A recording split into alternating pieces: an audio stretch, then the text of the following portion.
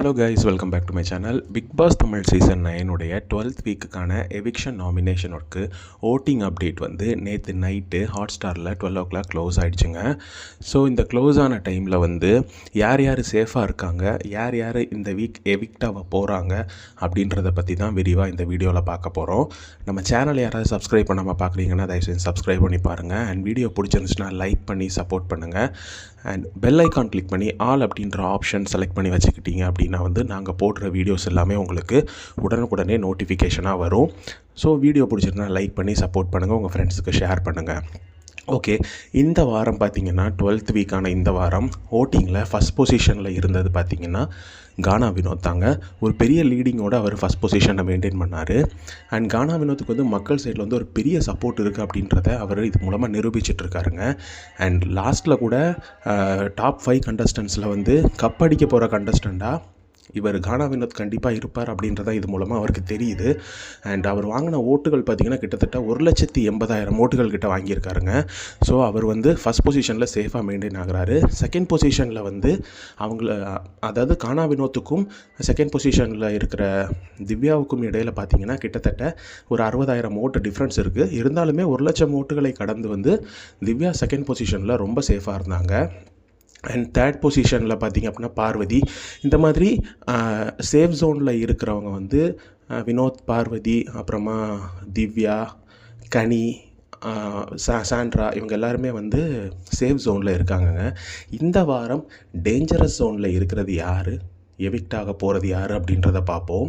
இந்த வாரம் வந்து 9th பொசிஷனில், அதாவது இந்த வாரம் 10 பேர் வந்து டோட்டலாக வந்து நாமினேஷன் லிஸ்ட்டில் வந்தாங்க. அதில் 9th பொசிஷனில் இருக்கிறது யாருன்னு பார்த்தீங்கன்னா அமித் பார்கவ் தான் இருக்கார். ஸோ 9th பொசிஷன் அப்படின்றது வந்து இந்த வாரத்தை பொறுத்த வரையிலையும் ஒரு மிகப்பெரிய டேஞ்சரஸ் ஜோனுன்னு தான் சொல்லணும். ஏன்னா 9th position and 10th position 2 தான் லாஸ்ட் பொசிஷன். இந்த 2 பேரில் யார் வேணாலும் எவிக்ட் ஆகலாம் அப்படின்றது தான் நம்மளுடைய ப்ரெடிக்ஷன் படி இது வரைக்கும் நடந்துட்டு இருக்கிறதுல எவிக்ஷன் ப்ரெடிக்ஷனில் நடக்கிறது. ஸோ 9th பொசிஷனில் வந்து அமித் பார்கவ் இருக்கார்.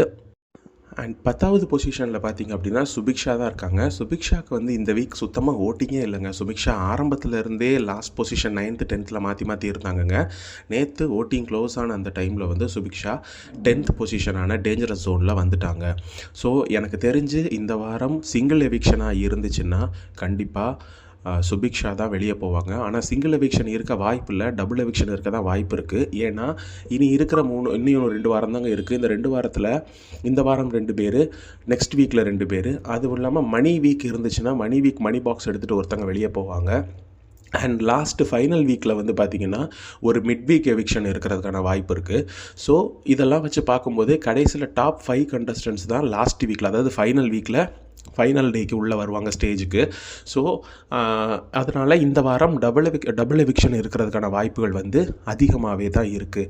ஸோ இந்த டபுள் எவிக்ஷன் இருந்துச்சுன்னா கண்டிப்பாக அமித்தும் சுபிக்ஷாவும் தான் வெளியே போகிறதுக்கான வாய்ப்புகள் அதிகமாக இருக்குது. அண்ட் ஓட்டிங்கோட க்ளோஸில் வந்து 8th பொசிஷனில் யார் இருக்காங்கன்னு பார்த்தீங்கன்னா சபரி இருக்காருங்க. ஒருவேளை சபரி, அதாவது நம்மளுடைய அன்அஃபிஷியல் ஓட்டிங் போலில் இருக்கிறத விடவும் அவங்க ஜியோ ஹாட்ஸ்டார் ஓட்டிங்கில் வந்து சபரியுடைய லெவல் வந்து 9th பொசிஷனில் இருந்துச்சுன்னா, அதாவது அவருடைய ஓட்டிங் வந்து அமித்து விட கம்மியாக இருந்துச்சுன்னா ஒருவேளை சபரி போகிறதுக்கான வாய்ப்புகளும் அதிகமாக இருக்குது. ஆனால் இப்போ இருக்கிறத வச்சு பார்க்கும்போது, நம்மளோட அன்அஃபிஷியல் ஓட்டிங்கை வச்சு பார்க்கும்போது சிங்கிள் எவிக்ஷனாக இருந்துச்சுன்னா சுபிக்ஷா வெளியே போவாங்க.